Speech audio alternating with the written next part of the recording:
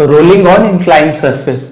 तो inclined plane है, ये इंक्लाइंड सरफेस है, इंक्लाइंड प्लेन है, इस पे कोई ऑब्जेक्ट रोल कर रहा है। तो रोल करते हुए ऑब्जेक्ट प्लेन के लॉन्ग ऊपर जाता हुआ हो सकता है, और रोल करते हुए ऑब्जेक्ट प्लेन के लॉन्ग ऐसा ही रोल करते हुए नीचे आता हुआ हो सकता है। तो रोलिंग के लिए क्या होता है, रोलिंग क्या है कि ये जो कांटेक्ट पॉइंट है, ये जो कांटेक्ट पॉइंट है, ये जो सरफेस पे सर्कुलर ऑब्जेक्ट पे पॉइंट और सरफेस पे पॉइंट, इन दोनों की वेलोसिटी जब सेम होती है तो उस कंडीशन को कहते हैं रोलिंग। और अगर ये वेलोसिटी में दोनों में डिफरेंस है तो वो स्लिप कर रहा होगा। तो ये सरफेस तो यहाँ पर रेस्ट पर ही है, फिक्स सरफेस है, तो ऑब्जेक्ट के इस वाले पॉइंट की वेलोसिटी 0 होनी चाहिए। इसके लिए रोलिंग के लिए जो कंडीशन आ रही होती है वो v is equal to R omega ऐसा आता है। तो ये ऑब्जेक्ट रोल करते हुए ऊपर जा रहा है, कुछ दूर तक ये पहुंचेगा, जैसे से ऊपर जा रहा होगा ग्रेविटेशनल पोटेंशियल एनर्जी बढ़ रही होगी, काइनेटिक एनर्जी कम हो रही होगी। तो काइनेटिक एनर्जी कम होने का मतलब है कि धीरे धीरे v कम होता जा रहा होगा, ओमेगा कम होता जा रहा होगा। तो कहीं तक पहुंचकर इसकी स्पीड सेंटर की 0 हो जाएगी, फिर ये ऐसा क्लॉकवाइज रोटेट होते हुए हाईएस्ट पॉइंट तक पहुंचा, फिर एंटी क्लॉकवाइज रोटेट होकर रोल होता हुआ ये नीचे आ रहा होगा। तो यहाँ पर क्वेश्चन है कि फ्रिक्शन फोर्स की डायरेक्शन इस सर्कुलर ऑब्जेक्ट पे फ्रिक्शन फोर्स की डायरेक्शन क्या होगी जब ये रोल करते हुए प्लेन के लॉन्ग ऊपर जा रहा था, तब हाईएस्ट पॉइंट तक पहुंचा, और फिर जब ये रोल करते हुए नीचे आ रहा है तब फ्रिक्शन फोर्स की डायरेक्शन क्या होगी। तो इसे आप एनालाइज करिए, वीडियो पॉज करके एनालाइज करिए, एक आंसर रखिए, वीडियो आगे उसके बाद देखिए, चेक करिए। तो अगर ये फ्रिक्शन फोर्स की डायरेक्शन हमें पता करना है तो हमने इसको कैसे रिलेट किया, इस सर्कुलर ऑब्जेक्ट पे फोर्सेस की बात की। तो इस पे फोर्सेस जो लग रहे होंगे तो उसमें एक होगा वेट mg, एक होगा सरफेस से नॉर्मल रिएक्शन, और एक होगा फ्रिक्शन फोर्स जिसकी हमें डायरेक्शन पता करना है। तो फ्रिक्शन फोर्स की हमें डायरेक्शन पता करना है तो हम क्या करते हैं, इसमें जो सेंटर है, सेंटर के अबाउट अगर हम टॉर्क की बात करें, टॉर्क होता है फोर्स इनटू परपेंडिकुलर डिस्टेंस, तो वेट mg का टॉर्क 0 हो जाएगा, नॉर्मल रिएक्शन का टॉर्क भी 0 हो जाएगा, बचा फ्रिक्शन फोर्स, सिर्फ फ्रिक्शन फोर्स का टॉर्क होगा। तो पहले जब ये रोल करते हुए प्लेन के लॉन्ग ऊपर जा रहा है, तो जैसे से ऊपर जा रहा है ये v की वैल्यू कम होती जा रही है, तो ओमेगा भी कम होता जाएगा।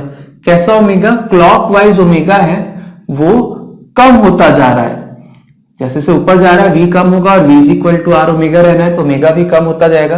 तो क्लॉकवाइज ओमेगा तभी कम होगा जब इसमें अल्फा जो है एंटी क्लॉकवाइज रहे, तो वो क्लॉकवाइज ओमेगा में एक तरह का रिटार्डेशन सा होगा, उसको कम करेगा।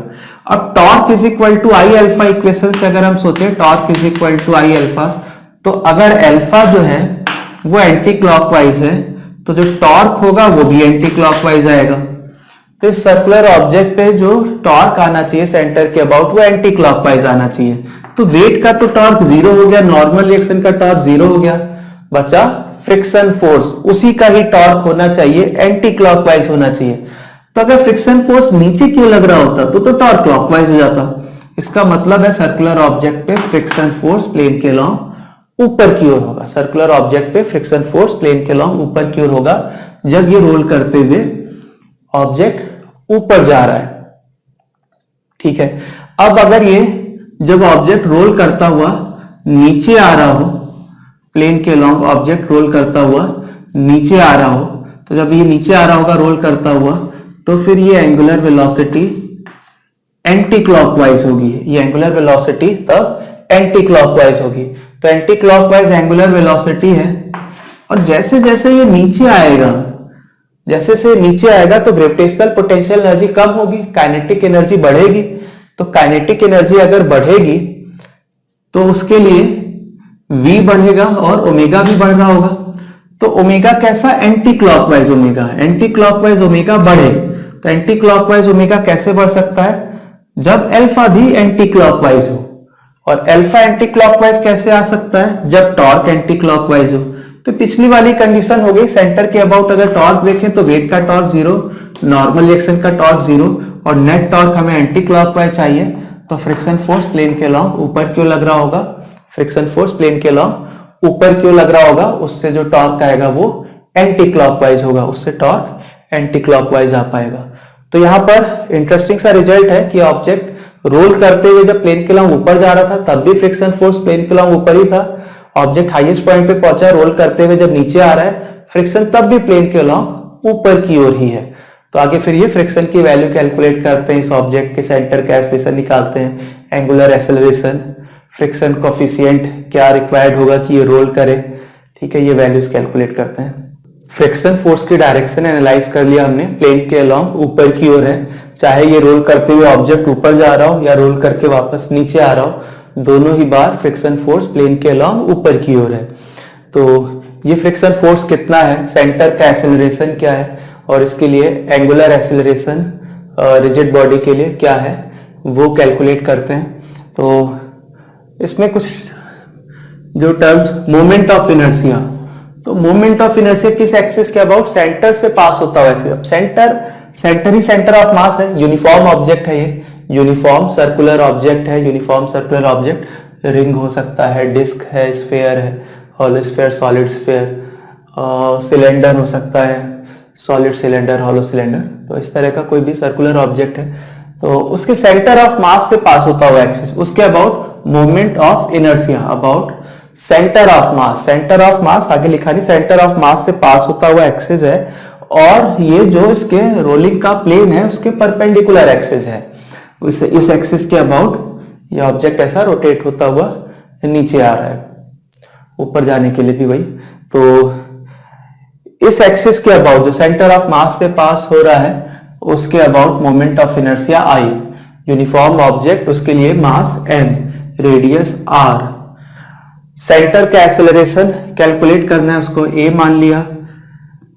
एंगुलर एक्सेलरेशन अल्फा जो होता है रिजिड बॉडी का किसी भी एक्सिस के अबाउट सेम ही होता है, तो उसमें एक्सिस मेंशन करने जैसी कोई बात होती नहीं है, मेंशन किया भी नहीं है। एंगुलर एक्सेलरेशन रिजिड बॉडी का अल्फा है।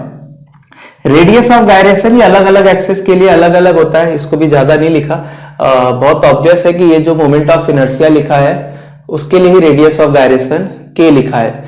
मतलब क्या है कि ये जो I है वो m के स्क्वायर के इक्वल होगा, ऐसे ही रेडियस ऑफ गायरेशन डिफाइंड है। तो moment of inertia I is equal to m के स्क्वायर, जिस एक्सिस के अबाउट ये रेडियस ऑफ गायरेशन है उसी एक्सिस के अबाउट ये मोमेंट ऑफ इनर्शिया है। तो जो इधर एक्सिस बताया उसी एक्सिस के अबाउट ये रेडियस ऑफ गायरेशन है। तो इसमें अगर देखा जाए तो हमारे पास कितने अननोन है, तो इसमें हमारे पास अननोन है, एक है a, सेंटर का एक्सेलरेशन यहां दिखाया हुआ है, सेंटर का एक्सेलरेशन है a, और एंगुलर एक्सेलरेशन अल्फा, और फ्रिक्शन फोर्स स्मॉल f। तो फ्रिक्शन फोर्स स्मॉल f, इतने अननोन है इसमें। तो ये तीन अननोन है, इसमें तीन इक्वेशन चाहिए होगी। तो तीन इक्वेशन कौन कौन सी इक्वेशन बनाएंगे, Newton second law F is equal to ma, Newton second law for rotational motion torque is equal to I alpha, और एक रोलिंग की कंडीशन यहां पर A is equal to R alpha. यहां पर मैंने FBD बनाया है, इस पे फोर्सेस दिखाए हैं। तो एक होगा weight vertically downward, normal reaction surface के परपेंडिकुलर, और फ्रिक्शन फोर्स प्लेन के लॉन्ग। इस वेट को मैंने रिजॉल्व किया है, तो वेट का कंपोनेंट इधर mg sin थीटा आता है और इधर ये mg cos थीटा आता है। ये सभी को ऐसे तो याद ही होगा, ठीक है। अच्छा, कई बार हमें जब ये फोर्स रिजॉल्व करना रहता है तो एक मेथड है जो मैं ज्यादा यूज करता हूँ, थोड़ा सिंपल रहता है, इजिली रिलेट हो जाता है। तो जैसे ये जो एंगल है यहीं पर ड्रॉ करेंगे तो थोड़ा डायग्राम और कंफ्यूजिंग होने लगेगा, ठीक है। तो थोड़ा साइड में ड्रॉ कर लें, या इस जगह एंगल बना ही है चाहे तो यहीं ड्रॉ कर लें। तो ये जो एंगल बना थे दोनों लाइन बढ़ा दिया। अब क्या है इसमें, जैसे जो वेट है वो वर्टिकली डाउनवर्ड है, तो एक वर्टिकल डायरेक्शन भी बना लिया। तो हॉरिजॉन्टल डायरेक्शन बना था उसका परपेंडिकुलर वर्टिकल हो गया, और एक ये प्लेन बना हुआ है इसका भी परपेंडिकुलर ड्रॉ कर लिया। तो यहां पर क्या है कि चार लाइन ड्रॉ की गई है, एक ये और एक ये, ऐसे एक ये और एक ये, फोर ये जो लाइंस हैं तो दो एक दूसरे पर परपेंडिकुलर है, ये हॉरिजॉन्टल और वर्टिकल एक दूसरे पे परपेंडिकुलर, ये प्लेन के लॉन्ग और प्लेन के परपेंडिकुलर, ये एक दूसरे के परपेंडिकुलर। अब ऐसा बना लिया तो इसमें अब दिखा दें जो भी फोर्स है, वेट यहां लग रहा था, इसको चाहे आगे ऐसा स्टार बना लेते यहां पर, तो ये वेक्टर है जिसको रिजॉल्व करना है। अब ये थीटा एंगल है, तो इसमें होता क्या है कि थीटा है तो इधर का एंगल 90 माइनस थीटा आता है, फिर थीटा एंगल आता है, फिर 90 माइनस थीटा, फिर थीटा, फिर 90 माइनस थीटा और फिर थीटा। मतलब यहाँ पर चार एंगल थीटा है और चार 90 माइनस थीटा है। तो कैसे इस बात को समझे, तो अब ये जो प्लेन था और ये प्लेन के परपेंडिकुलर, मतलब ये 90 डिग्री एंगल है, इधर का थीटा हो गया तो ये 90 माइनस थीटा बचा। फिर हॉरिजॉन्टल है वर्टिकल है, इधर का एंगल 90 माइनस थीटा, तो इधर का एंगल थीटा हो गया। तो ये जब वेक्टर रिजॉल्व करना हो तो इस तरह का कुछ ड्रॉ करने की कोशिश करें, हमेशा हेल्पफुल रहेगा। और फिर अब यहां पर ये वेक्टर है और इधर की ओर कंपोनेंट, तो थीटा एंगल पर कंपोनेंट कॉस थीटा हो जाएगा, और इधर वाला कंपोनेंट अगर ये कॉस था तो ये साइन हो जाएगा। तो इधर का कंपोनेंट जो है mg cos थीटा होगा और इधर का कंपोनेंट आएगा mg sin theta, mg sin theta. तो लिखा ही हुआ है, ये वेट था इसका, इधर का कंपोनेंट mg cos थीटा, इधर mg sin थीटा। तो ये वेक्टर रिजॉल्व करने के लिए ऐसा यूज कर सकते हैं, बहुत ही आसान हो जाता है। तो अब अगर इसमें इक्वेशंस बनाए तो एनालाइज किया था कि 3 वेरिएबल हैं, 3 इक्वेशंस चाहिए, तो एक इक्वेशन हो जाएगी कंडीशन फॉर रोलिंग, तो एक इक्वेशन हो गई फॉर रोलिंग। तो रोलिंग के लिए होना चाहिए इस जगह पर a is equal to R alpha, हमेशा नहीं होता है, यहां पर सरफेस रेस्ट पर है, इंक्लाइंड प्लेन वो तो फिक्स ही है, इस वजह से a is equal to R alpha. तो ये रोलिंग की कंडीशन बन गई। Second equation Newton second law लिख लेते हैं, F is equal to M A, तो F vector is equal to M A vector. तो जिधर एक्सेलरेशन है उधर की ओर फोर्स, तो एक्सेलरेशन इंक्लाइंड प्लेन के लॉन्ग इधर की ओर लिखा हुआ है, इधर की ओर फोर्स लिखा जाए। तो नॉर्मल रिएक्शन का कंपोनेंट, नॉर्मल रिएक्शन प्लेन के परपेंडिकुलर है, तो इधर की ओर कंपोनेंट उसका n cos 90 से 0 आएगा। तो प्लेन के लॉन्ग वेट mg का ही कंपोनेंट है, तो ये लिखते हैं, तो ये कंपोनेंट है mg का, mg sin थीटा, तो mg sin थीटा ये वेट का कंपोनेंट हो गया, नॉर्मल रिएक्शन का 0 हो गया। तीसरा फोर्स है फ्रिक्शन फोर्स, तो जिधर एक्सेलरेशन है उससे अपोजिट डायरेक्शन में ये फ्रिक्शन फोर्स है, इसलिए ये माइनस होगा। तो net force Newton second law से मास इनटू एक्सेलरेशन के इक्वल होता है, तो this is equal to M A. ये सेकेंड इक्वेशन हो गई। अब थर्ड इक्वेशन इस पे लिखा जाए, तो थर्ड इक्वेशन है torque is equal to I alpha. ये जो इक्वेशन होती है torque is equal to I alpha, ये कब एप्लीकेबल होती है? फिक्स्ड एक्सिस के अबाउट रोटेशन में। रिजिड बॉडी फिक्स कर दी जा रही हो, तो जिस एक्सिस के अबाउट वो रोटेट हो रही है उसके about torque is equal to I alpha valid होता है। अच्छा, अगर ऐसा एक्सिस जो रिजिड बॉडी से अटैच कर दिया जाए, एक्सिस जो रिजिड बॉडी से अटैच कर दिया जाए, रिजिड बॉडी के साथ वो मूव कर रहा हो, तो उस एक्सिस के relative rigid body fixed axis जैसा ही हो गया। तो इस तरह के एक्सिस के अबाउट भी torque is equal to I alpha valid हो जाएगा। लेकिन वो लेकिन क्या है कि अगर ऐसा एक्सिस जो हमने रिजिड बॉडी से अटैच किया उससे हम देख रहे हैं तो फिक्स्ड एक्सिस के अबाउट रोटेशन है, जिसके रिलेटिव मोशन ऑब्जर्व किया जाता है वो रेस्ट पर हो जाता है। तो एक्सिस रिजिड बॉडी से अटैच है, उसी एक्सिस के रिलेटिव देखेंगे तो एक्सिस रेस्ट पर हो जाएगा। अगर ये एक्सिस एक्सेलरेटेड था और हम एक्सिस के फ्रेम से देख रहे हैं तो सूडो फोर्स आएगा, सूडो फोर्स का टॉर्क लिखना पड़ेगा और वो इजी नहीं रहता है, तो इसको हम लोग रहने ही देते हैं। तो सूडो फोर्स आता है सेंटर ऑफ मास पे। तो अब दूसरा होता है कि फिक्स्ड एक्सिस के अबाउट रोटेशन में torque is equal to I alpha valid है। दूसरा, अगर हम सेंटर ऑफ मास के रिलेटिव देखें, सेंटर ऑफ मास के रिलेटिव देखें तो जो सेंटर ऑफ मास से पास होता हुआ एक्सिस है उसके रिलेटिव देखेंगे तो वो एक्सिस रेस्ट पर हो जाएगा, जिसके रिलेटिव मोशन ऑब्जर्व किया जाता है वो रेस्ट पर हो जाता है, तो वो एक्सिस रेस्ट पर हो जाएगा। तो फिक्स्ड एक्सिस के अलॉन्ग रोटेशन जैसा ही ये हो जाएगा। अभी तो कह रहे थे कि सूडो फोर्स की प्रॉब्लम आएगी। सूडो फोर्स क्या इस एक्सिस के लिए नहीं आएगा? सूडो फोर्स अब भी आएगा, लेकिन सूडो फोर्स का टॉर्क नहीं आएगा। अब क्यों नहीं टॉर्क आएगा?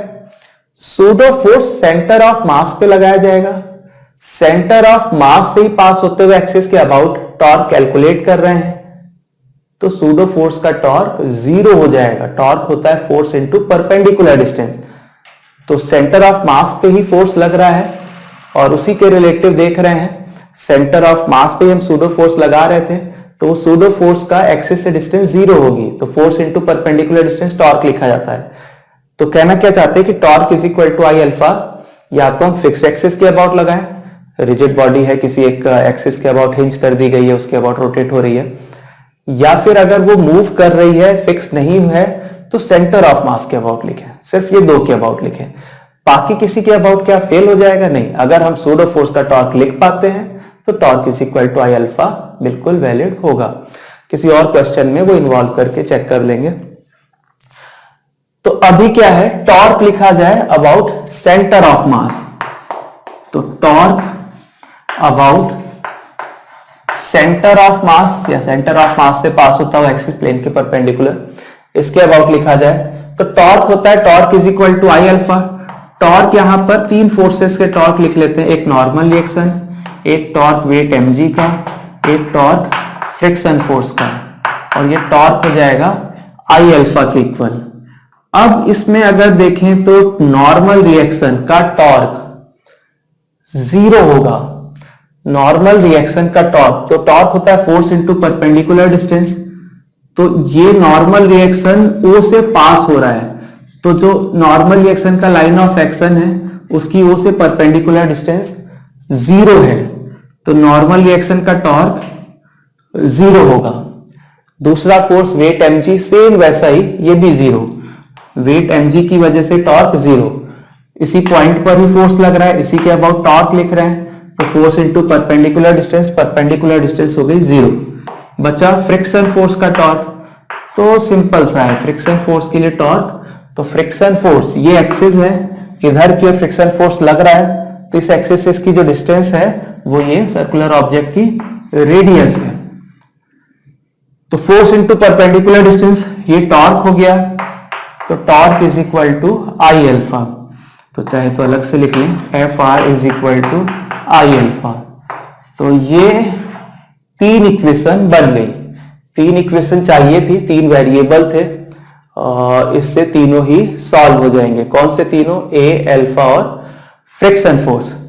तो इससे आगे मैं सीधे रिजल्ट लिख लूंगा। यहाँ पे क्या है कि ये लीनियर इक्वेशंस है और काफी सिंपल इक्वेशंस है, तो बहुत इजीली सॉल्व हो जाएगा।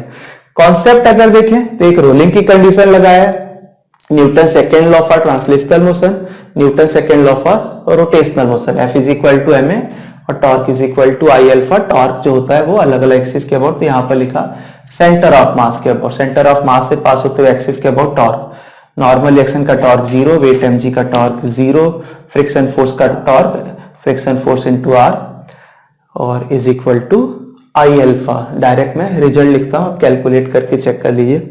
इक्वेशन सॉल्व करके जो रिजल्ट आ रहा है वो मैंने अल्फा पहले लिखा हुआ है, तो अल्फा की वैल्यू आ रही है g sin theta divided by r 1 plus के स्क्वायर बाई आर स्क्वायर। ठीक है, तो i जो था वो m के स्क्वायर जैसा लिख लिया गया है। i के टर्म में देखें तो ऐसा लिखा जा सकता था, i की वैल्यू m के स्क्वायर लिखेंगे, रेडियस ऑफ गायरेशन भी डिफाइन किया था, तो ये अल्फा की वैल्यू आएगी, वो अल्फा आ गया। तो a की वैल्यू निकाल सकते हैं, r अल्फा हो जाएगा, तो आएगा g sin theta divided by 1 plus के स्क्वायर बाई आर स्क्वायर। अब इसी तरह से और वही तीन इक्वेशन सॉल्व करके फ्रिक्शन आ जाएगा। ये दो याद रखना चाहिए, a निकाला K square by are square, friction में ये है यहाँ पे R square by K square, ये रिजल्ट है। फ्रिक्शन के लिए mg sin theta divided by 1 plus R square by K square, centre cancellation g sin theta divided by 1 plus के square by are square. i के term में लिखते तो i by M R square कहते हैं, इधर m are square by i ऐसा लिखा जाता। एक तो ये तरीका था इसमें कैलकुलेट करने का, तीन इक्वेशन बनाया और सॉल्व कर लिया, लीनियर इक्वेशन थी सिंपल सी, ये रिजल्ट आ गया। अल्फा निकालने के लिए एक और भी तरीका है, वो क्या है कि ये जो कांटेक्ट पॉइंट है, ये जो कांटेक्ट पॉइंट है, सपोज यहां पर हम P मान लेते हैं, और अगर हम टॉर्क अबाउट P लिखते हैं, तो इस P पॉइंट के अबाउट टॉर्क लिखने में क्या है, नॉर्मल रिएक्शन का टॉर्क 0 हो जाएगा, यहीं से पास हो रहा है, फ्रिक्शन फोर्स का टॉर्क 0 हो जाएगा और mg का सिर्फ टॉर्क आएगा। बहुत सिंपल है, डायरेक्ट आ जा रहा है, ठीक बात है, लेकिन इसमें थोड़ा हमें अलर्ट रहना है। इसमें क्या है कि इस क्वेश्चन में तो सही होगा, गलत नहीं है, लेकिन अगर ये ऑब्जेक्ट यूनिफॉर्म नहीं होता, ये ऑब्जेक्ट अगर यूनिफॉर्म नहीं होता और यूनिफॉर्म ना होने में भी इस तरह का कि ये जो सेंटर है वो सेंटर ऑफ मास नहीं होता। सेंटर ऑफ मास अगर किसी और जगह पर होता तो फिर इसमें इस लाइन पे भी कहने नहीं होता, वो आगे बात कर लेंगे। सेंटर ऑफ मास अगर इधर कहीं पर है, कुछ किसी और जगह पर है, तो ये प्रॉब्लम क्रिएट करेगा। तो क्या होगा कि ये जो P पॉइंट होता है, ये जो P पॉइंट है रिजिड बॉडी पे जो पॉइंट है उसके लिए लिख रहे हैं, रिजिड बॉडी पे जो ये P पॉइंट है वो एक्सेलरेटेड होता है। इसका एक्सेलरेशन होता है इस प्लेन के परपेंडिकुलर, प्लेन के परपेंडिकुलर इसका एक्सेलरेशन होता है।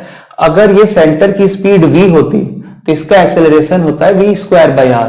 तो अगर हम P के रिलेटिव देखेंगे तो एक्सेलरेटेड फ्रेम से देख रहे होंगे, सूडो फोर्स लगेगा, सूडो फोर्स का टॉर्क आएगा। तो अब इसका एक्सेलरेशन इधर की ओर है तो सूडो फोर्स सेंटर ऑफ मास पे लगेगा। तो इस वाले केस में ये सेंटर ही सेंटर ऑफ मास है तो सूडो फोर्स इधर नीचे की ओर लगेगा। इसका एक्सेलरेशन ऊपर की ओर था तो सूडो फोर्स सेंटर ऑफ मास पे नीचे की ओर लगेगा। सूडो फोर्स होता था mass of the body, acceleration of the frame and opposite direction. तो फ्रेम का एक्सेलरेशन इधर की ओर है तो सेंटर ऑफ मास पे इधर की ओर। ये जो सूडो फोर्स होगा वो इसी पॉइंट से पास हो रहा होगा। तो ज्यादातर क्वेश्चन में ऐसा रहता है कि ये जो रोलिंग में कांटेक्ट पॉइंट है इसके अबाउट अगर हम torque is equal to I alpha लिखना चाहते हैं, टॉर्क लिखना चाहते हैं, तो सूडो फोर्स का टॉर्क ज्यादातर 0 हो जाता है। ज्यादातर क्वेश्चंस में ऑब्जेक्ट यूनिफॉर्म होता है, ज्यादातर क्वेश्चन में, हमेशा नहीं। तो ज्यादातर क्वेश्चन में होता है, हमेशा नहीं, इसलिए अलर्ट रहना है कि वो गलत भी हो सकता है। तो पहले जो मेथड किया है वो लेंथी रहा थोड़ा, लेकिन वो हमेशा सही है, उसमें कोई प्रॉब्लम नहीं है। इसमें हमें थोड़ा अलर्ट रहना है कि सूडो फोर्स का तो टॉर्क नहीं आ गया। तो यहाँ P पॉइंट के अबाउट टॉर्क लिखें तो टॉर्क अगर हम लिख लेते हैं कि भाई सूडो फोर्स का भी टॉर्क लिखेंगे, टॉर्क नॉर्मल रिएक्शन का भी लिखेंगे, टॉर्क फ्रिक्शन का भी लिखेंगे, टॉर्क वेट mg का भी लिखेंगे, और ये सब torque is equal to I alpha. Torque is equal to I alpha में टॉर्क जिस एक्सिस के अबाउट लिख रहे हैं, आई भी उसी एक्सिस के अबाउट होगा। तो आई यहां पर पॉइंट P के अबाउट होगा। सूडो फोर्स का टॉर्क 0 एनालाइज कर लिया हमने, नॉर्मल रिएक्शन का टॉर्क 0, नॉर्मल रिएक्शन इसी P पॉइंट पर लग रहा है, P के अबाउट टॉर्क लिख रहे हैं। फ्रिक्शन फोर्स का टॉर्क 0, फिर से वैसा ही इसी पॉइंट P पर फ्रिक्शन फोर्स लग रहा है, उसी के अबाउट टॉर्क लिख रहे हैं। अगला बचा ये वेट mg का टॉर्क। अब mg को अगर हम कंपोनेंट में देखें तो काफी आसान है। अगर ऐसे सीधे देखें तो वेट इधर क्यों लग रहा है और ये परपेंडिकुलर डिस्टेंस निकालनी पड़ेगी। कंपोनेंट में देख करके लिखे तो एक mg cos थीटा है जो P पॉइंट से पास हो रहा है, और एक mg sin थीटा। तो mg cos थीटा का टॉर्क 0 होगा और mg sin थीटा, तो P से ये फोर्स जो है तो परपेंडिकुलर डिस्टेंस r है। तो ये जो वेट है उसका टॉर्क आएगा mg sin theta into r। अच्छा, ऐसे अगर लिख रहे होते तो ये थोड़ा एनालाइज किया जा सकता है, आसानी से आ जाएगा कि ये वेट mg और ये perpendicular distance r sin theta आता, तो mg r sin थीटा ऐसे भी लिखा जा सकता था। Torque is equal to I alpha.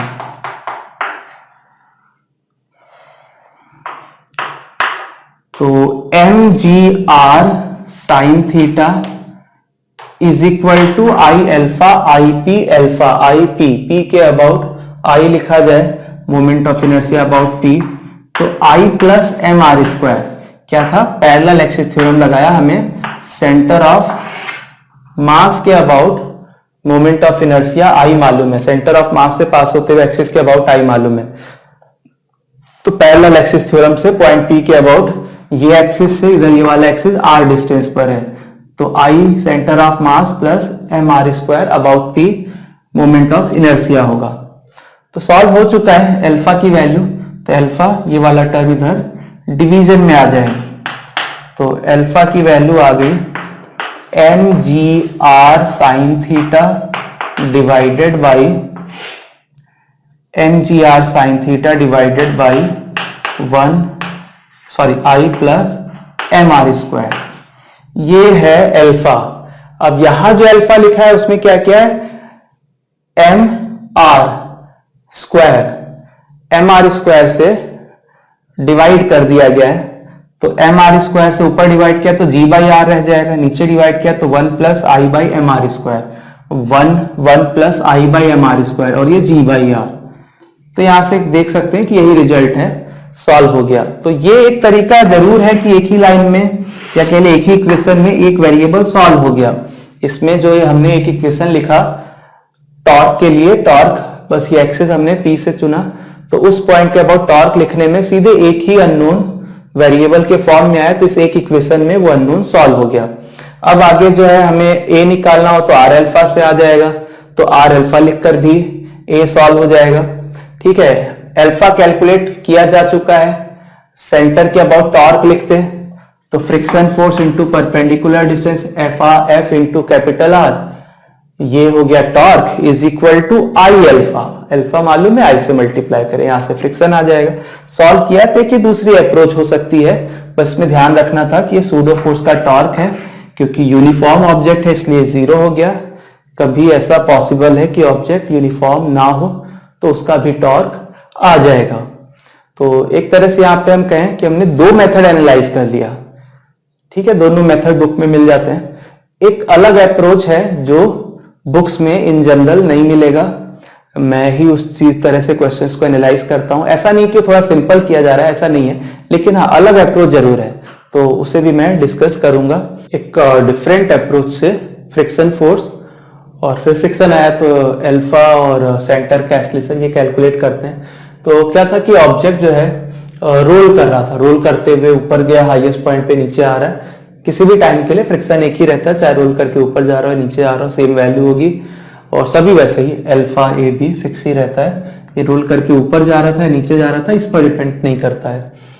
तो इसमें क्या अप्रोच लगा रहे हैं कि रोल कर रहा है तो रोलिंग वाली कंडीशन तो होगी, तो v is equal to R omega तो है ही यहाँ पे, तो v is equal to R omega तो है ही, तो ओमेगा चाहे तो कन्वर्ट कर लें तो v बाई आर लिखा जाएगा। क्या है यहाँ पे कि जो इंक्लाइंड प्लेन है, इंक्लाइंड प्लेन से x हाइट पे, इंक्लाइंड प्लेन से परपेंडिकुलर x डिस्टेंस पर एक कोई पॉइंट है E, इस पॉइंट के अबाउट एंगुलर मोमेंटम लिखेंगे।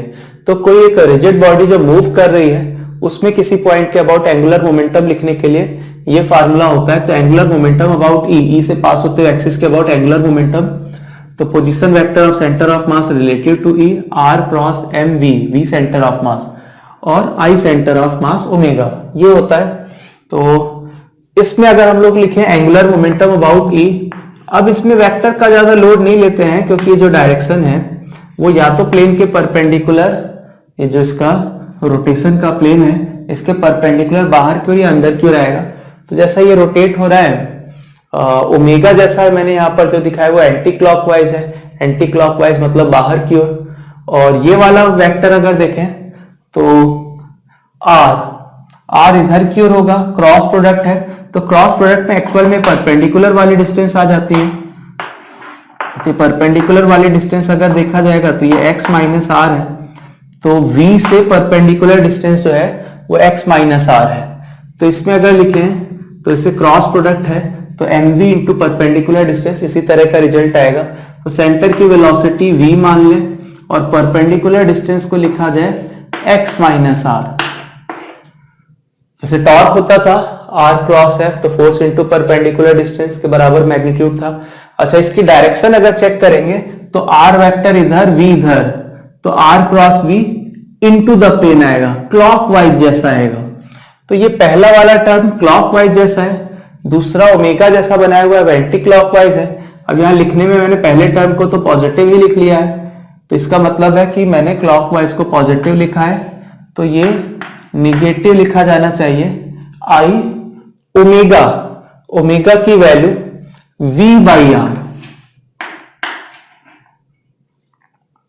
तो मैंने क्या किया कि इस जो इंक्लाइंड प्लेन से परपेंडिकुलर x डिस्टेंस पर एक कोई पॉइंट है E, उसके अबाउट एंगुलर मोमेंटम लिखा। क्या हो ये अगर एंगुलर मोमेंटम जीरो हो जाए, angular momentum about E zero हो जाए, अगर ये angular momentum about E zero लिखा जाए, तो इसको जीरो लिखकर देखें तो ये क्या हो गया, mv x minus R minus I v by R, और इसको रखना चाहते हैं जीरो। तो इसमें क्या है कि v यहां दोनों जगह है, v कैंसिल हो गया और इससे x कैलकुलेट हो जाएगा, इससे x की वैल्यू आ रही है, इससे x की वैल्यू कैलकुलेट हो जा रही है, x की वैल्यू सॉल्व होगी I by M R plus R, या लिख लें r plus I by M R. ये x आ गया जहां x की जरूरत पड़ेगी, और x माइनस आर लिखा जाएगा तो I बाई एम आर।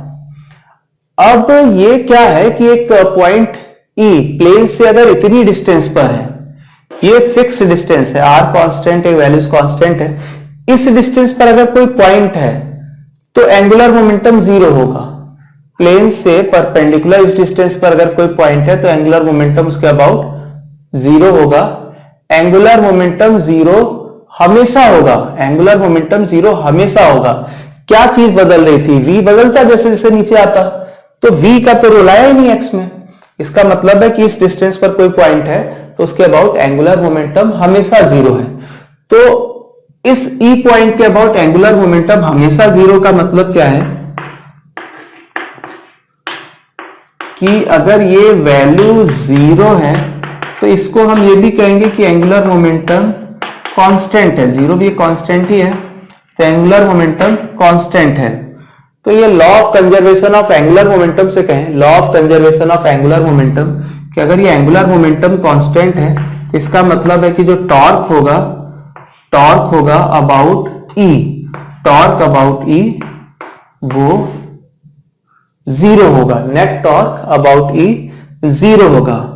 तो क्या था law of conservation of angular momentum, कि जिस एक्सिस के अबाउट टॉर्क जीरो होता है उसके अबाउट एंगुलर मोमेंटम कंजर्व होता है, और इसका अपोजिट भी है कि जिस एक्सिस के अबाउट एंगुलर मोमेंटम चेंज नहीं हो रहा है उस एक्सिस के अबाउट नेट टॉर्क जीरो होगा। तो यही बस E पॉइंट के अबाउट अगर हम टॉर्क लिखें, E पॉइंट के अबाउट अगर हम टॉर्क लिखें और वो टॉर्क जीरो रखा जाए तो फिर इसमें फ्रिक्शन फोर्स कैलकुलेट हो जाएगा।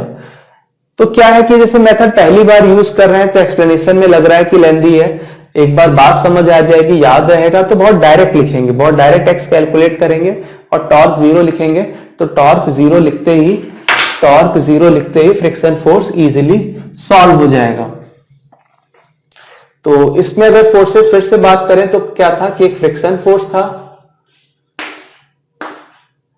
वेट mg है उसको कंपोनेंट के फॉर्म में लिख रहे थे, तो वेट mg में आता था ये mg cos थीटा, प्लेन के अलोंग था sin theta, mg sin theta. एक और फोर्स था नॉर्मल रिएक्शन। अब प्लेन के परपेंडिकुलर फोर्सेस बैलेंस कराएं तो ये डायरेक्ट लिखा जा सकता है कि normal reaction mg cos theta के बराबर था। तो बस यही अब हमें टॉर्क लिखना है अबाउट E और वो जीरो कर देना है। तो टॉर्क अबाउट E अगर हम जीरो लिखें तो उसका क्या रिजल्ट आएगा, तो टॉर्क अबाउट E ये जीरो होना चाहिए नेट टॉर्क।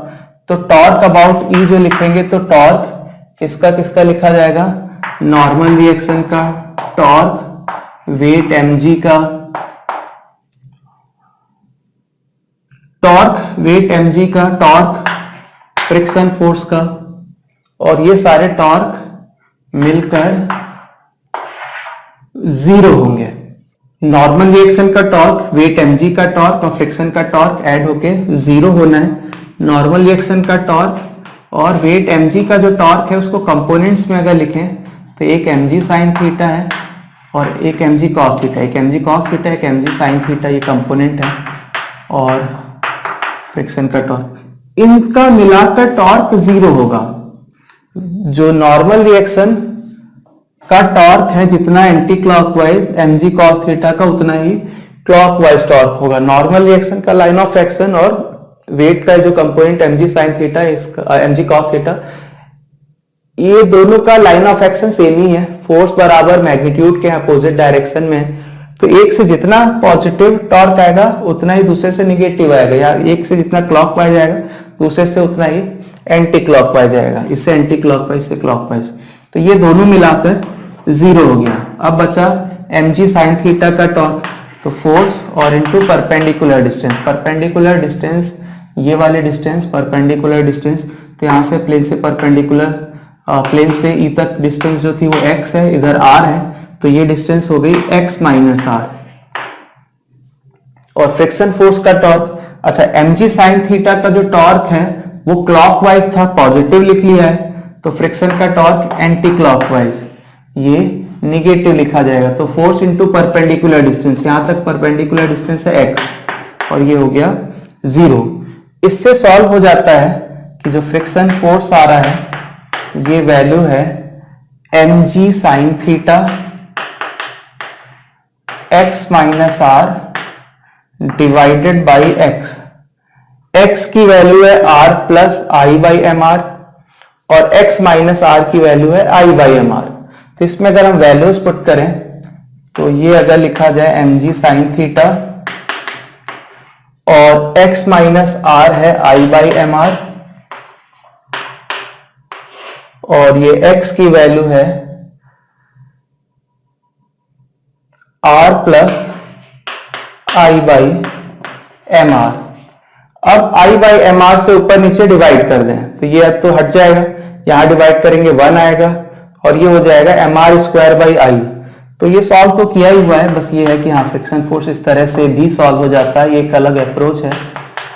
ये क्या है कि मैंने खुद किसी बुक में नहीं पढ़ा है, मैंने कुछ क्वेश्चन सॉल्व करने में कहीं पर ऐसा क्लिक किया कि ऐसे भी रिलेट कर सकते हैं। तो ये मेथड बहुत जगह मैं अप्लाई करता हूँ।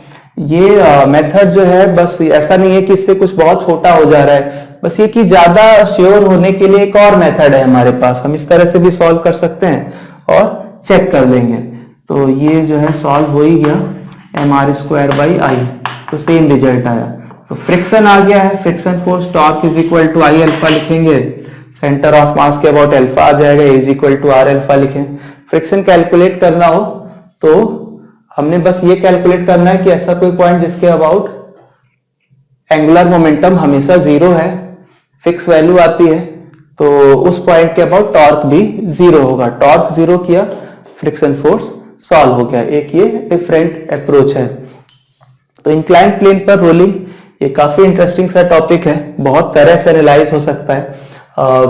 किसी के पास कोई और मेथड हो, कुछ और इसमें ऐड करना चाहते हैं तो उसे कमेंट में बताएं, उसे भी डिस्कस किया जाएगा। फ्रिक्शन फोर्स कैलकुलेट कर लिया हमने, सरफेस से नॉर्मल रिएक्शन, सरफेस के परपेंडिकुलर फोर्सेस बैलेंस कराएंगे तो नॉर्मल रिएक्शन आएगा mg cos theta. Friction force जो रोलिंग में होता है, फ्रिक्शन फोर्स रोलिंग में फ्रिक्शन स्टैटिक होता है, फ्रिक्शन फोर्स रोलिंग में स्टैटिक फ्रिक्शन होता है। कई बार ऐसे डाउट आता है कि ऑब्जेक्ट तो मूव कर रहा है तो स्टैटिक फ्रिक्शन कैसे हुआ। तो फ्रिक्शन फोर्स जो होता है वो जो सरफेस कांटेक्ट में है उसकी प्रॉपर्टी होती है। तो जो सरफेस कांटेक्ट में है उसकी प्रॉपर्टी है, तो जो कांटेक्ट पॉइंट है वो एक दूसरे के रिलेटिव रेस्ट पर है। मतलब रोलिंग में क्या होता है कि जो सर्कुलर ऑब्जेक्ट पे पॉइंट है और जो सरफेस पर पॉइंट है दोनों की सेम वेलोसिटी होती है, रिलेटिव वेलोसिटी 0। तो रोलिंग में फ्रिक्शन फोर्स स्टैटिक होता है। जैसे सपोज अगर कोई साइकिल चला रहा है, नॉर्मल साइकिल चला रहा है, पैडलिंग कर रहा है, पहिया घूमते हुए साइकिल आगे बढ़ रही है, तो उसमें फ्रिक्शन फोर्स स्टैटिक है। सपोज कभी नीड आ गई, बहुत हार्ड ब्रेक लगाया और ऐसा हुआ कि ब्रेक बहुत तेज लगाया, पहिए का घूमना तो बंद हुआ लेकिन साइकिल रुक नहीं पाई, तब पहिया रोड पे स्लिप कर रहा होगा। तो वो जब स्लिप कर रहा होगा तो उस टाइम पर फ्रिक्शन काइनेटिक होगा, और नॉर्मली जब साइकिल चल रही है, पहिया घूम रहा है, पैडलिंग की जा रही है, तब जो फ्रिक्शन है वो स्टैटिक फ्रिक्शन है। ऐसे जो रेसिंग वगैरह होती है, रेसिंग कार जो होती है, तो जब वो स्टार्ट होती है, स्टार्टिंग के टाइम पर कार जब स्टार्ट हो रही होती है तो बहुत पावरफुल इंजन होता है, तो कई बार ऐसा रहता है स्टार्ट किया और पहिया बहुत तेज से घूम रहा है और कार अभी उतनी तेज आगे नहीं बढ़ पा रही है, तो पहिया रोड पे घिस रहा है, ठीक है। तो जब वो रब कर रहा है तो वो काइनेटिक फ्रिक्शन है, और नॉर्मली कोई बाइक चल रही है, कार चल रही है, तो वहां पर स्टैटिक फ्रिक्शन है। तो रोलिंग में फ्रिक्शन स्टैटिक होता है। स्टैटिक फ्रिक्शन जो होता है वो सेल्फ एडजस्टिंग फोर्स है। तो रोलिंग है तो यहाँ पे फ्रिक्शन फोर्स स्टैटिक है, पहले तो इसकी बात करें तो रोलिंग है तो फ्रिक्शन स्टैटिक है। स्टैटिक फ्रिक्शन के लिए क्या कंडीशन होती है कि static friction self adjusting force होता है, इसकी वैल्यू, स्टैटिक फ्रिक्शन जो होगा इसकी वैल्यू जो होगी फ्रिक्शन फोर्स, ये एक limiting value mu s n, mu s है coefficient of static friction, coefficient of static friction, n है नॉर्मल रिएक्शन। तो ये जो है कोफिशिएंट ऑफ स्टैटिक फ्रिक्शन है, हमने ये कैलकुलेट कर ही लिया था। तो इसी को चाहे तो ऐसे भी लिखें, म्यू एस पहले लिख लेते हैं, म्यू एस एन तो ग्रेटर कह लेते हैं, वैल्यूज रखते हैं। तो म्यू एस और एन था mg cos theta, friction force calculate किया ही है, mg sin theta divided by 1 plus mr square by I, mr square by I. तो mg से mg कैंसिल हो जाएगा, cos इधर डिवीजन में आएगा, तो म्यू एस की वैल्यू हो जाएगी म्यू एस ग्रेटर देन और equal to tan theta divided by 1 plus mr square by I. तो इस सरफेस पे रोलिंग हो उसके लिए friction coefficient of static friction mu S इस वैल्यू से ज्यादा होना चाहिए और लिमिटिंग वैल्यू के लिए इक्वल हो सकता है। तो म्यू एस ग्रेटर देन और equal to tan theta divided by 1 plus mr square by I. I की वैल्यू m के स्क्वायर लिखकर इसको रेडियस ऑफ डायरेक्शन के टर्म में भी याद रख सकते हैं। तो म्यू एस ग्रेटर देन और equal to tan theta divided by 1 plus r square by k square, ऐसा भी लिखा जा सकता है। एक्सेलरेशन कैलकुलेट किया, फ्रिक्शन कैलकुलेट किया, और म्यू था रोलिंग के लिए ग्रेटर देन और इक्वल टू, तो लिमिटिंग वैल्यू या कह मिनिमम म्यू जिसपे की रोलिंग पॉसिबल है, तो म्यू की मिनिमम वैल्यू लिखा जाए तो ये आएगा tan theta divided by 1 plus mr square by I. तो ये हमने वैल्यूज कैलकुलेट कर लिया। अब सपोज दो ऑब्जेक्ट हैं जिसके लिए मास सेम है, रेडियस सेम है और मोमेंट ऑफ इनर्शिया अलग अलग है, बिल्कुल पॉसिबल है। जैसे अगर एक रिंग है उसके लिए moment of inertia mr square यहाँ पर लिखा जा रहा होता, वही डिस्क होता सेम मास सेम रेडियस के लिए हाफ mr स्क्वायर होता, तो रिंग के लिए ज्यादा है। तो ऐसे दो ऑब्जेक्ट के लिए मोमेंट ऑफ इनर्शिया, एक के लिए I1 मान लिया, दूसरे के लिए I2, सच दैट पहले ऑब्जेक्ट के लिए मोमेंट ऑफ इनर्शिया ज्यादा है, दूसरे के लिए मोमेंट ऑफ इनर्शिया कम है। तो इसमें अगर कंपेयर किया जाए एक्सेलरेशन की वैल्यू के लिए, फ्रिक्शन की वैल्यू के लिए, तो इसमें क्या रिक्वायरमेंट होगा कि ये रोल कर रहा है, रोलिंग की कंडीशन में ही है फॉर रोलिंग। तो इसके लिए क्या होगा कि अगर पहले के लिए देखा जाए जहां आई की वैल्यू ज्यादा है, तो आई डिवीजन में यहां पर लिखा जा रहा है, आई की वैल्यू ज्यादा होगी तो ये डिवीजन वाला टर्म ज्यादा होगा, डिवीजन वाला टर्म ज्यादा होगा तो एक्सेलरेशन कम हो जाएगा। तो A1 की वैल्यू कम होगी A2 से, तो जहां पर मोमेंट ऑफ इनर्शिया ज्यादा उधर की ओर एक्सेलरेशन कम। ऐसे फ्रिक्शन के लिए देखा जाए तो ये इधर डिवीजन में लिखा है, मतलब डिवीजन में फिर डिवीजन में, तो अगर आई की वैल्यू ज्यादा तो ये वाला एक्सप्रेशन कम, तो ये टोटल एक्सप्रेशन कम, ये डिवीजन में कम वैल्यू होगी तो फ्रिक्शन ज्यादा आएगा। तो इसके लिए फ्रिक्शन अगर बोला जाए तो पहले ऑब्जेक्ट पर ज्यादा होगा दूसरे ऑब्जेक्ट से। ये जो म्यू रिक्वायर्ड है कि मिनिमम म्यू कितना हो कि ये रोलिंग करे, तो उसके लिए अगर लिखा जाए तो म्यू मिनिमम 1 के लिए और म्यू मिनिमम सेकेंड ऑब्जेक्ट के लिए, तो फ्रिक्शन जैसा ही रिलेटेड है उसी तरह से लिखा हुआ है डिवीजन वाला टर्म। तो आई की वैल्यू अगर ज्यादा तो mr स्क्वायर बाय आई की वैल्यू कम, कम वैल्यू में ये 1 ऐड किया गया, ये वैल्यू कम होगी, डिवीजन में कम होगा तो ये ज्यादा होगा। तो फ्रिक्शन कोफिशिएंट पहले ऑब्जेक्ट के लिए मिनिमम फ्रिक्शन कोफिशिएंट जिससे रोलिंग हो, वो जो रिक्वायर्ड वैल्यू है वो ज्यादा होगी सेकेंड ऑब्जेक्ट के लिए जो रिक्वायर्ड मिनिमम म्यू की वैल्यू होगी।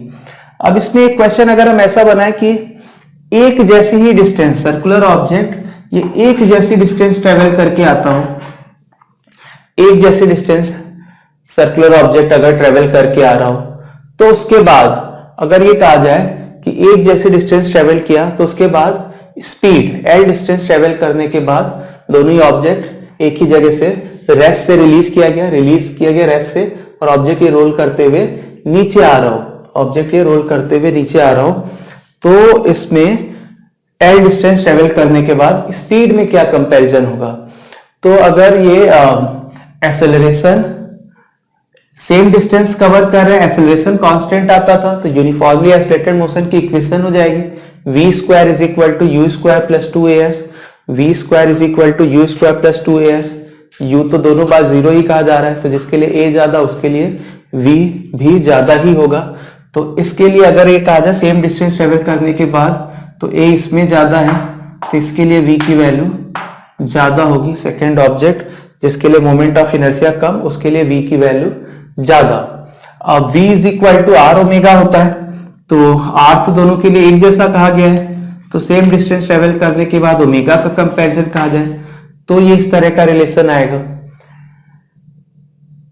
इसमें अगर ये बोला जाए कि ये l डिस्टेंस तक रोल करके ऑब्जेक्ट आया तो l डिस्टेंस तक रोल करके आने के बाद काइनेटिक एनर्जी किसकी ज्यादा होगी। l डिस्टेंस रोल करके आया तो काइनेटिक एनर्जी किसकी ज्यादा होगी। वीडियो पॉज करके खुद एनालाइज करके इसमें कुछ आंसर कर लीजिए फिर उसके बाद आगे सुनिए इसे। तो काइनेटिक एनर्जी किसकी ज्यादा होगी। काइनेटिक एनर्जी फर्स्ट के लिए ज्यादा होगी या सेकंड के लिए।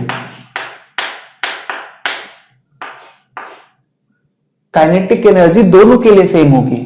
काइनेटिक एनर्जी जो होती है वो हाफ mv स्क्वायर नहीं होता, वो एक पार्टिकल के लिए या ट्रांसलेशनल मोशन के लिए है।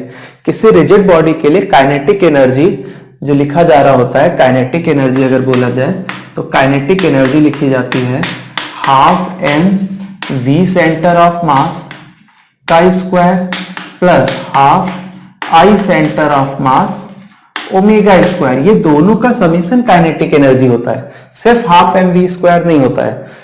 तो क्या है कि अगर ये L डिस्टेंस ट्रेवल किया तो सेंटर ऑफ मास में एक जैसा पोटेंशियल नीचे आया, सेंटर ऑफ मास में एक जैसा डिक्रीमेंट हुआ तो सेम पोटेंशियल एनर्जी में कम हुई और जो पोटेंशियल एनर्जी कम हुई वही काइनेटिक एनर्जी में कन्वर्ट हुई।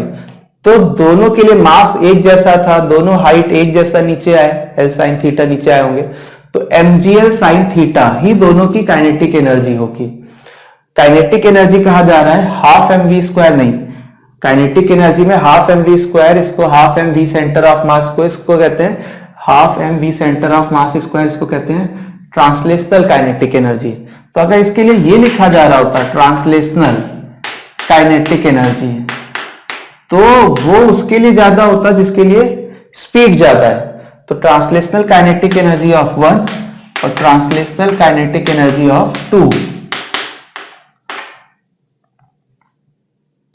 तो सेकंड के लिए स्पीड ज्यादा थी तो सेकंड के लिए ट्रांसलेशनल काइनेटिक एनर्जी भी ज्यादा होगी। अब काइनेटिक एनर्जी तो इक्वल है जो दोनों का समीशन है। तो रोटेशनल काइनेटिक एनर्जी के लिए बोला जाए तो rotational kinetic energy, rotational kinetic energy अगर कहा जाए फर्स्ट ये कम है ट्रांसलेशनल तो रोटेशनल ज्यादा होगा ताकि दोनों का समीशन बराबर हो जाए। तो रोटेशनल काइनेटिक एनर्जी फर्स्ट के लिए ज्यादा है सेकंड से, रोटेशनल काइनेटिक एनर्जी फर्स्ट के लिए ज्यादा है सेकंड से। रोलिंग के लिए जो मिनिमम म्यू की वैल्यू थी वो कैलकुलेट किया था tan theta divided by 1 plus mr square by I। Mu इससे अगर कम हुआ तो ऑब्जेक्ट रोल नहीं कर पाएगा, स्लिप करेगा। तो यही कंडीशन लगाएं कि अगर ऐसा है कि ये सफिशिएंट नहीं दिया हुआ है, म्यू जो है ये जो मिनिमम रिक्वायर्ड था उससे भी कम दिया जाए तो ऑब्जेक्ट फिर रोल नहीं कर पाएगा। तो फिर इसमें रोलिंग नहीं होगी, फिर क्या होगा स्लिपिंग होगी, ऑब्जेक्ट स्लिप कर रहा होगा। तो जब ये स्लिप कर रहा होगा उस कंडीशन के लिए फ्रिक्शन फोर्स जो होगा वो काइनेटिक होगा और वो म्यू के इंटू एन के बराबर होगा, या म्यू के की बजाय सीधे म्यू लिख ले। म्यू के और म्यू एस में म्यू एस स्लाइटली ग्रेटर होता है तो अगर नई वैल्यूज दी है सीधे म्यू दिया हुआ है तो म्यू के जैसा यूज कर लेंगे। तो म्यू इंटू एन जैसा फ्रिक्शन फोर्स म्यू एन के बराबर है तो ये हो गया म्यू और एन की वैल्यू हो गई mg cos थीटा।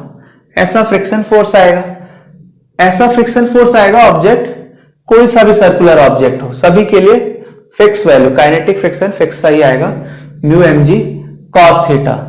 फिर अगर इसमें एक्सेलरेशन के लिए बोला जाए तो एक्सेलरेशन सभी के लिए सेम आएगा। तो जैसे अगर इसको कंपेयर कर रहे थे कि दो ऑब्जेक्ट था, एक फर्स्ट ऑब्जेक्ट एक सेकेंड ऑब्जेक्ट, इसके लिए I1 था और ये I2 था, और I1 अगर ग्रेटर था I2 से, तो एक्सेलरेशन के लिए बात किया जाए स्लिपिंग के केस में, तो एक्सेलरेशन A1 और A2 दोनों के लिए एक्सेलरेशन सेम ही आएगा, और वो एक्सेलरेशन होगा कितना, तो वेट mg का इधर कंपोनेंट है mg साइन थीटा, उधर की ओर फ्रिक्शन फोर्स है म्यू mg कॉस थीटा, तो इनका डिफरेंस डिवाइडेड बाय मास, तो ये g sine theta minus mu cos theta, ये एक्सेलरेशन आएगा, दोनों के लिए ही सेम वैल्यू होगी। इसमें अगर कहा जाए वैसे ही कि ऑब्जेक्ट एंड डिस्टेंस तक रोल करते हुए, सॉरी यहां पर स्लिप कर रहा है, स्लिप करते हुए नीचे आएगा, तो सेंटर की स्पीड के लिए क्या कंपैरिजन होगा, तो एक्सेलरेशन एक जैसा है तो स्पीड भी एक जैसी होगी।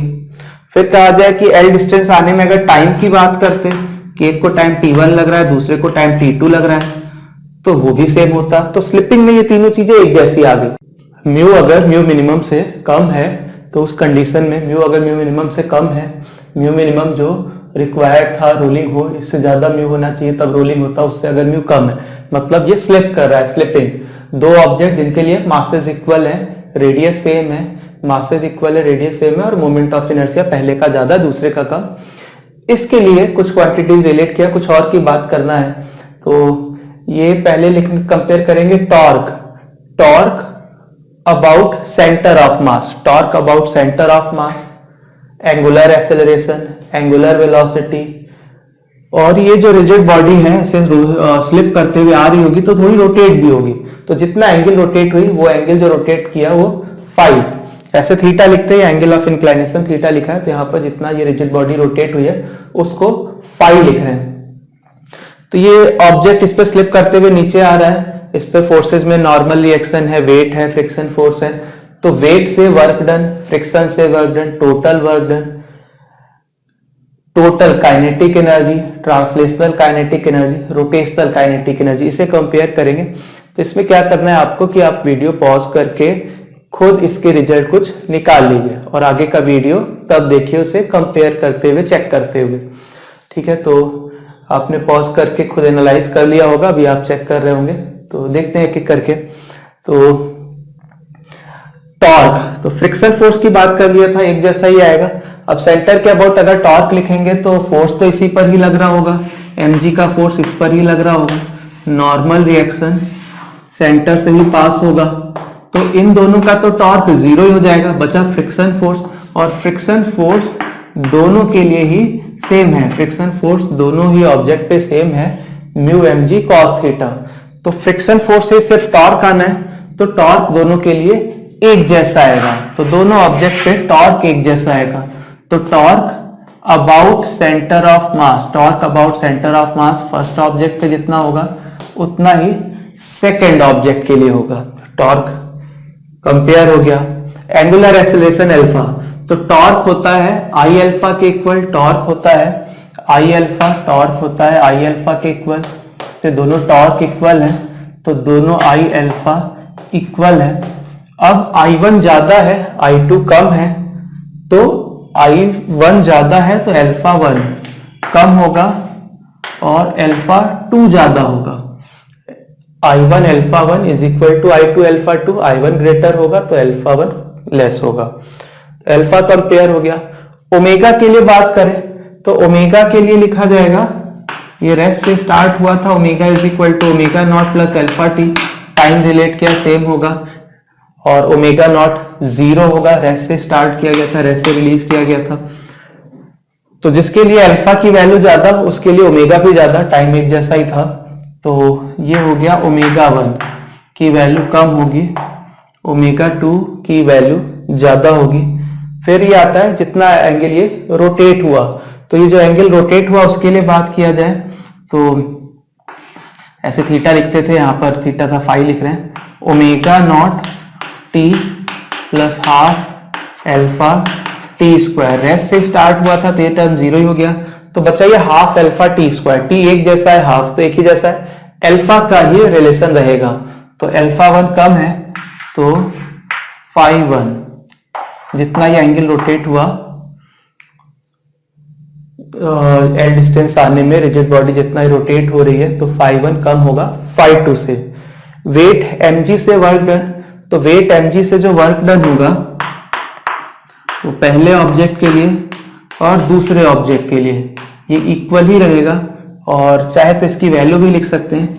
अगर ये h हाइट नीचे आया है, इस l और थीटा से रिलेट करेंगे, l है यहाँ पे, h लिखा जाएगा तो l साइन थीटा आएगा, तो ये mg l साइन थीटा, या फिर mg का कंपोनेंट इधर क्यों देखा जाए, mg साइन थीटा था और ये l, तो जिधर डिस्प्लेसमेंट है उधर का कंपोनेंट, तो ये वर्क डन बाय ग्रेविटी, ये दोनों के लिए एक जैसा आएगा। Work done by friction force, ये काफी इंटरेस्टिंग है, work done by friction force, तो फ्रिक्शन फोर्स तो दोनों में ही एक जैसा है, म्यू mg cos थीटा, और अगर हम F डॉट S जैसा लिखकर अगर बात करेंगे, तो जैसे ये पीछे की ओर लग रहा है, तो पीछे की ओर, तो ये ऑब्जेक्ट रोटेट जितना होगा उतना ये पॉइंट, जैसे जैसे रोटेट हुआ होगा वो पॉइंट पीछे गया होगा, तो अगर ये फाई एंगल रोटेट हुआ है तो आर फाई से ये पॉइंट पीछे गया होगा, और साथ ही साथ ये आगे भी आया है, एल डिस्टेंस तक सेंटर आगे आया है, तो ये लिखा जाएगा mu mg cos theta R phi minus L. Mu mg cos theta friction force है, फ्रिक्शन फोर्स प्लेन के लॉन्ग ऊपर की ओर है, तो रोटेट करने में पॉइंट जो है रोटेट करने में ऊपर की ओर जाता, ऐसा रोटेट करता तो ये ऊपर की ओर जाता, और ऐसे ट्रांसलेशनल मोशन से पॉइंट नीचे आता, तो कितना ऊपर की ओर इफेक्टिवली गया होगा,